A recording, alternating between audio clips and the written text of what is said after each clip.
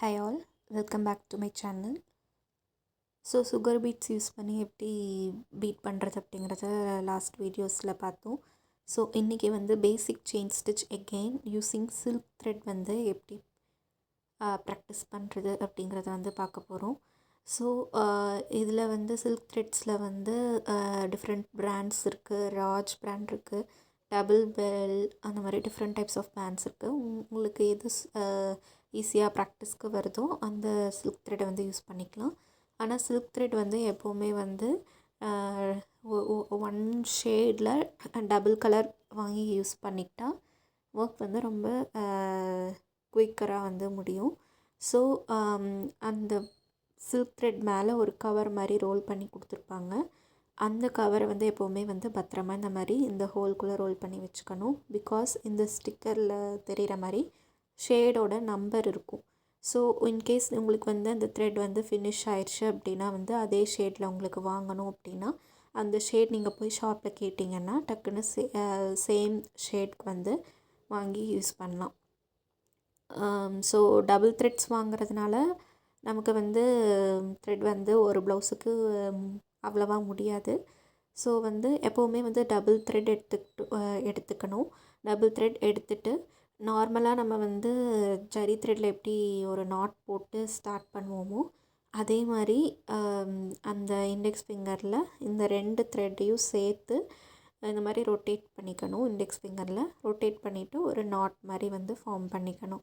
So same method தான், ஆனால் அங்கே வந்து சிங்கிள் த்ரெட் ஹேண்டில் பண்ணுவோம், இங்கே வந்து டபுள் த்ரெட்ஸ் வந்து ஹேண்டில் பண்ணுவோம். சில்க் த்ரெட்டுக்கு ஆல்வேஸ் டபுள் த்ரெட்டில் போட்டால் தான் அது வந்து கொஞ்சம் எம்போஸ்டாக நல்லா தெரியும்.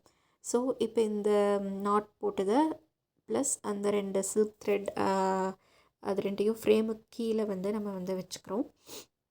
ஃப்ரேமுக்கு கீழே வச்சதுக்கப்புறமா சேம் இதுக்கும் வந்து நான் வந்து துலிப் பிராண்ட் 14 நம்பர் தான் வந்து யூஸ் பண்ணுறேன். சேம் மெத்தட் இந்த டைரெக்ஷனை ஃபேஸ் பண்ணி போட போகிறேன். ஸோ வந்து ஹூக் வந்து அந்த டைரெக்ஷனை ஃபேஸ் பண்ண மாதிரி இருக்குது. கீழே இன்சர்ட் பண்ணிவிட்டேன். த்ரெட்டை வந்து மேலே ரைட் டர்ன் லெஃப்ட் டர்ன் பண்ணி இழுக்கிறேன்.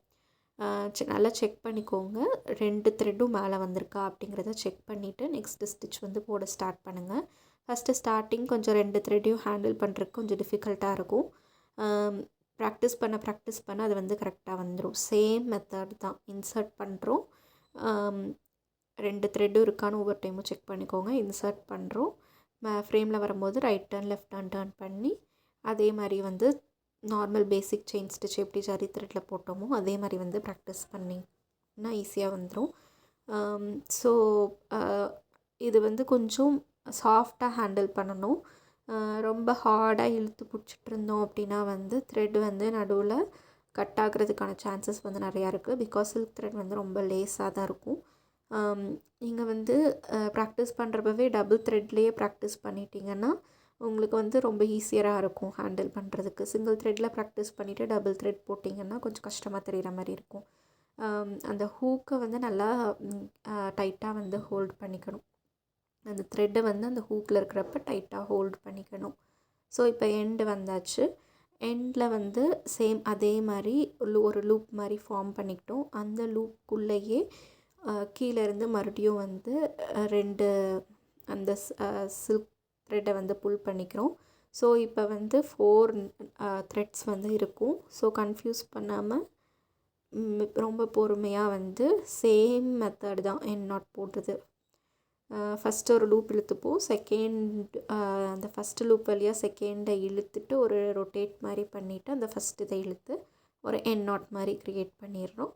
நெக்ஸ்ட் அந்த லாஸ்ட் எண்ட் நாட்டில் வந்து அந்த த்ரெட் மேலே தூக்கிட்டுருக்கிறது கீழே வழியாக நீடில் வந்து மேலே இழுத்து அந்த த்ரெட்டை கீழே இழுத்து விட்டோம்னா நீட் ஃபினிஷ் வந்து நமக்கு வந்து கிடச்சிரும்.